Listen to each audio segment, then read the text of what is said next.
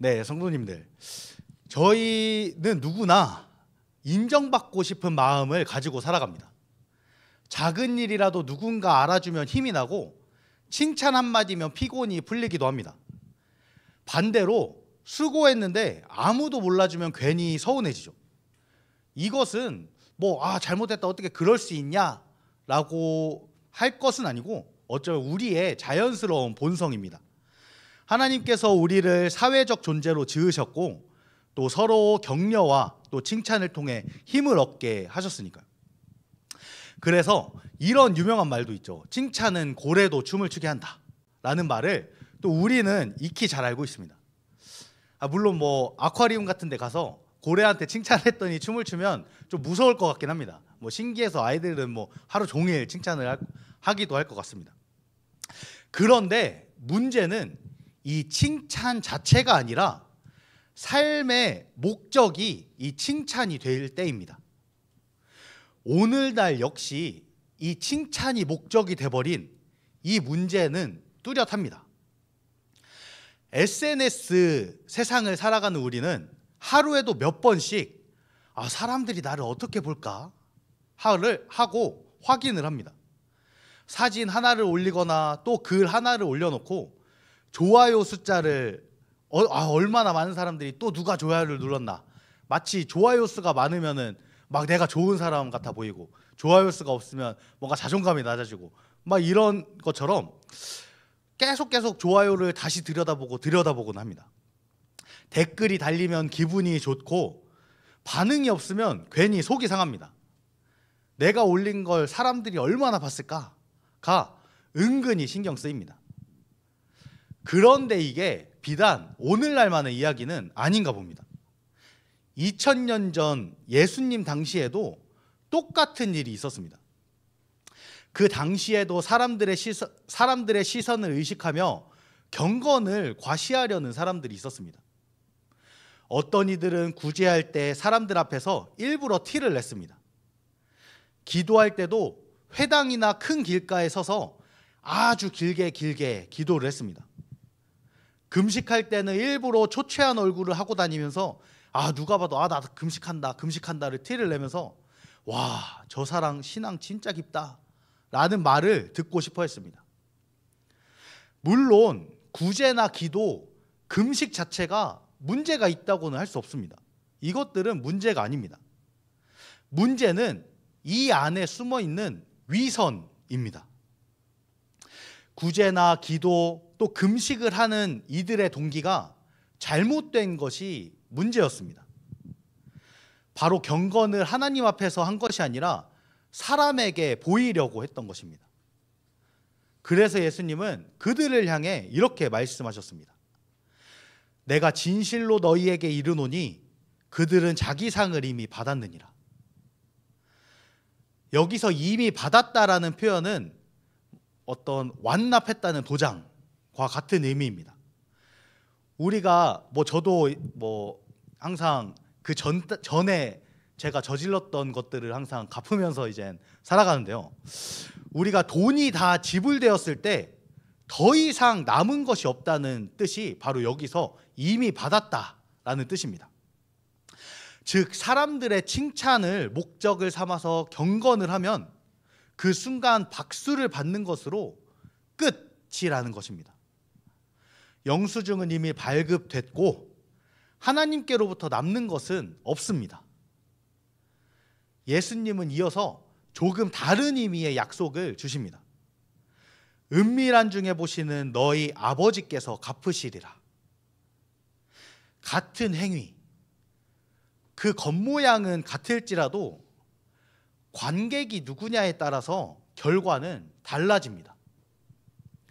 사람을 관객으로 삼으면 박수가 전부이지만 아버지를 관객으로 삼으면 때로는 보상이 늦게 오는 것 같기도 하고 이게 보상이 있는가 싶기도 하고 그래도 결코 그 보상은 사라지지 않습니다. 하나님은 반드시 기억하시고 갚으십니다.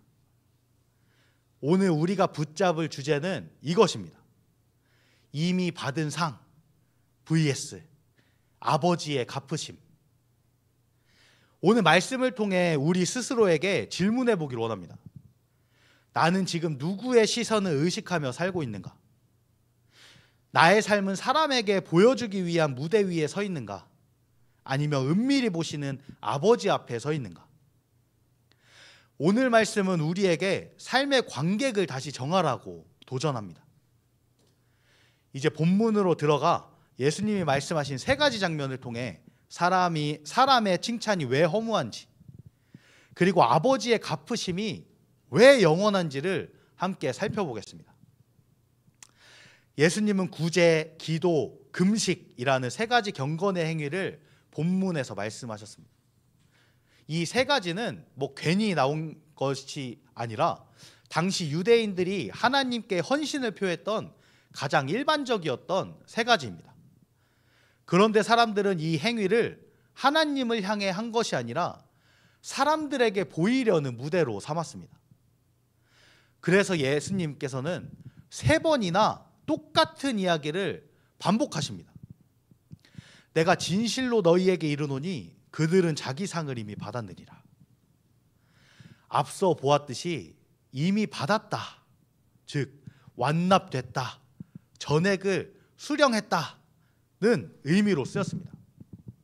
다시 말해서 사람들의 칭찬을 목적으로 행한 구제나 기도나 금식은 그 순간 박수로 끝났고 더 이상 받을 것이 없다는 뜻입니다. 예수님은 이 원리를 3가지 예로 설명하십니다.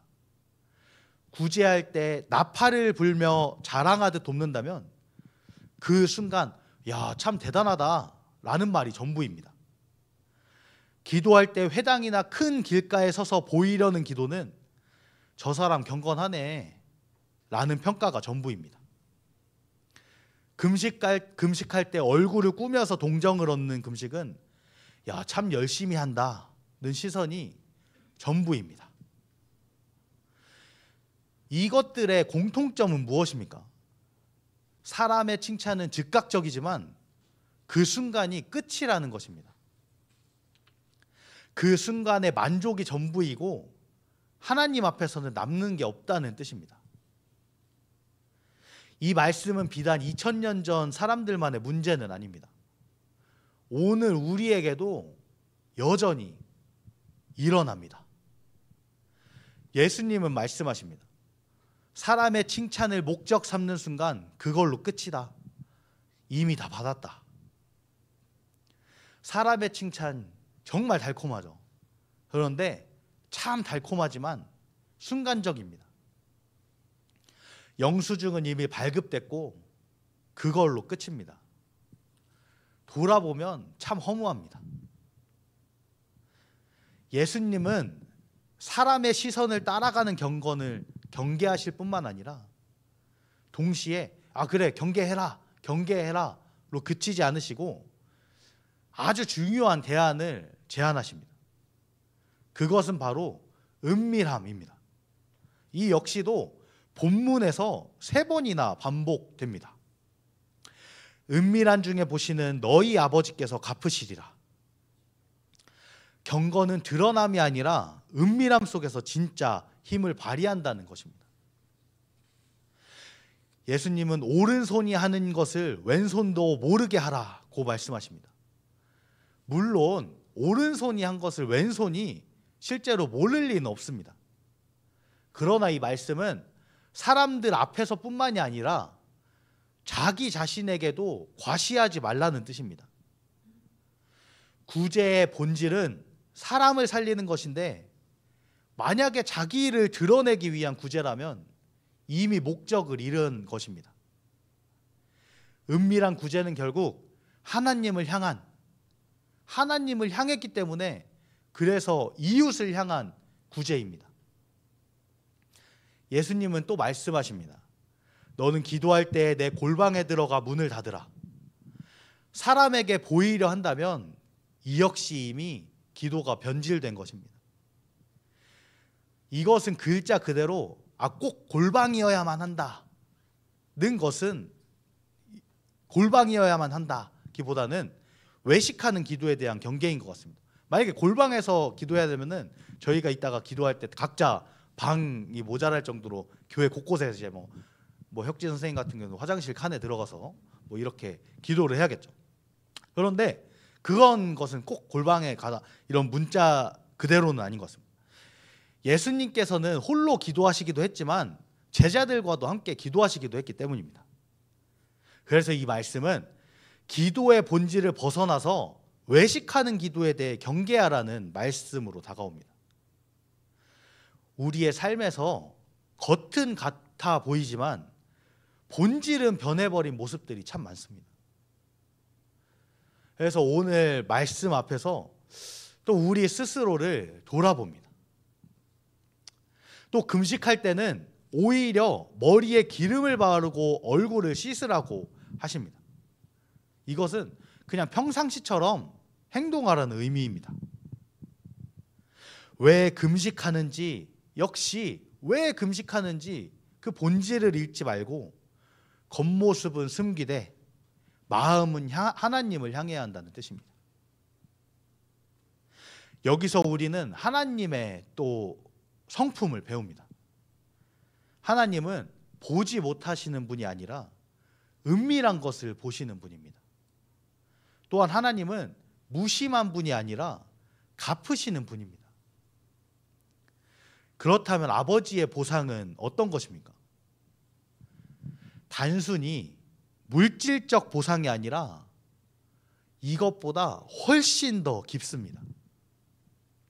이 보상은 하나님과 친밀히 깊어지는 관계적인 보상입니다. 또한 사람의 칭찬과 비교할 수 없는 평안과 자유가 있는 우리 내적인 보상입니다. 사람의 칭찬은 금세 사라지지만 아버지의 보상은 결코 사라지지 않습니다. 사람의 칭찬은 우리로 그것에 끌려다니는 노예가 되게 하지만 아버지의 보상은 우리에게 자유하게 합니다. 하나님은 은밀히 드린 경건을 영원한 보상으로 갚아주십니다. 마지막으로 기억해야 할 것은 은밀함은 또 다른 위선의 탈이 아닙니다. 은밀함은 결코 그 목적이 숨기는 것 그 자체에 있지 않습니다. 또 어떤 사람들은 아마도 이럴 것입니다. 그럼 나는 은밀히 숨겨야겠다. 나는 숨기니까 나는 또 의로운 사람이다. 근데 결코 또 은밀히 숨기는 것이 결코 그 목적이 아닙니다. 그래서 또 다른 방식으로 자신을 높이는 것이 아니라 관객을 누구로 정할지에 대한 선택을 하라. 아주 능동적인 선택을 하라는 말씀입니다. 나는 사람을 관객으로 삼을 것인가? 아니면 아버지를 관객으로 삼을 것인가? 은밀함은 바로 이 결단을 드러나는 태도입니다. 은밀함 속에서 드리는 경건은 결코 헛되지 않습니다. 삶의 중심에서 하나님을 찾는 자는 하나님은 외면하지 않으십니다. 하나님은 반드시 보시고 갚으십니다.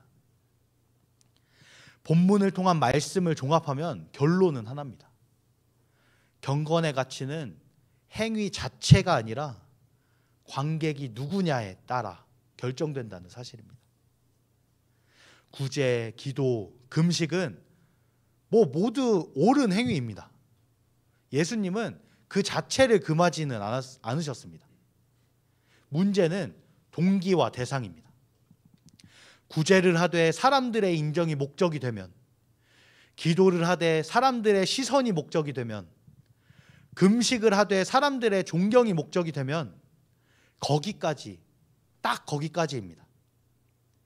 우리의 선택에 욕망이 물론 전혀 없다고 할 수 없지만, 연약하고 또 죄인된 우리한테 우리의 모든 선택에서 욕망이 결코 없게 해라, 결코 없다고는 할 수 없습니다. 하지만 그것에 전복되어서는 안 됩니다. 행위가 같아 보여도 누구 앞에서 했느냐에 따라 결과는 완전히 다릅니다. 마태복음 5장에서는 이런 말씀이 있습니다. 너희 빛을 사람 앞에 비추라. 또 오늘 마태복음 6장에서는 사람 앞에서 하지 말라 하셨습니다. 아니, 사람 앞에서 비추라고 하고 어디서는 사람 앞에서 하지 말라 하니, 얼핏 모순 같지만 아닙니다. 차이는 누가 영광을 받느냐에 있습니다. 사람 앞에서 드러난 선행이 하나님께 영광을 돌리게 하면 그것은 빛입니다. 그러나 같은 선행이라도 내가 영광을 받으려 하면 그것은 이미 상을 다 받은 것이나 다름없습니다. 결국 문제는 행동이 아니라 관객의 설정입니다. 내가 주인공이 되느냐, 하나님이 주인공이 되느냐, 거기서 결과가 갈라집니다.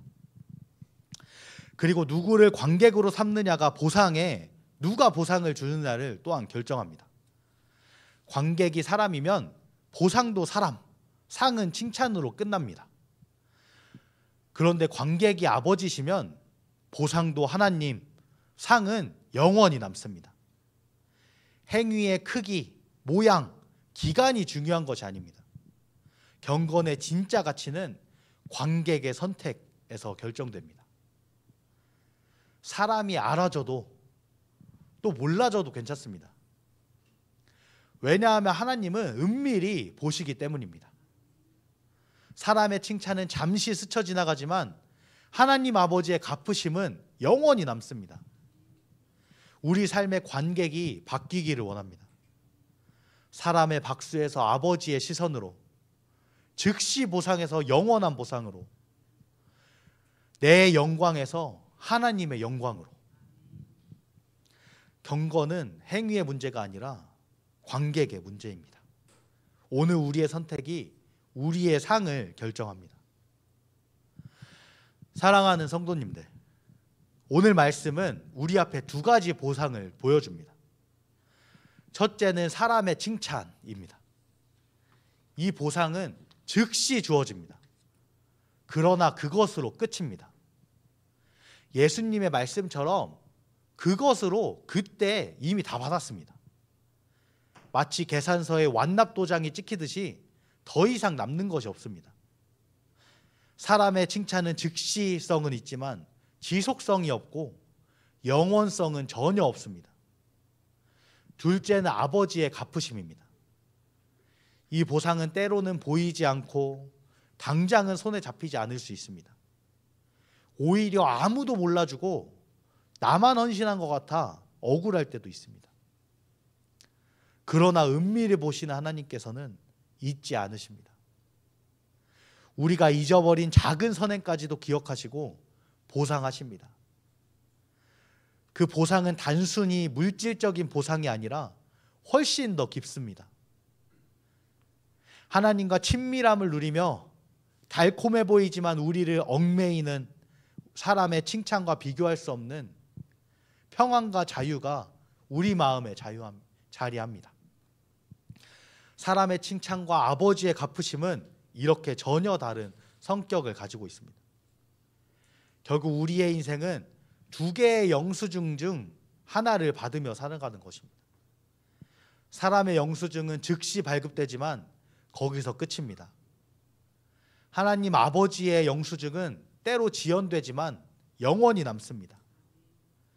이제 질문은 분명합니다. 오늘 누구의 영수증을 원하십니까? 사람의 칭찬을 목적으로 잡는 순간 우리의 삶은 이미 소진됩니다. 그러나 은밀히 보시는 아버지를 관객으로 삼을 때 우리의 삶은 자유로우며 아버지와 함께 누리는 그 친밀함의 보상은 영원히 남습니다. 나는 오늘 누구의 시선을 의식하며 살고 있습니까? 내가 하는 경건의 행위는 하나님께 드리는 것입니까? 아니면 사람 앞에서 보이려 하는 것입니까? 당장의 칭찬을 택할 것입니까? 아니면 영원한 보상을 기다릴 것입니까? 이 질문 앞에서 우리는 관객을 선택해야 합니다. 사람 앞에서 박수를 받기보다 은밀히 보시는 아버지를 선택해야 합니다.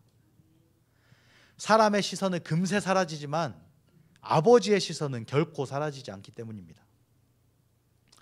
오늘 친밀하신 아버지의 영원한 상을 선택하시는 저와 또 성도님들 되시기를 간절히 소망합니다.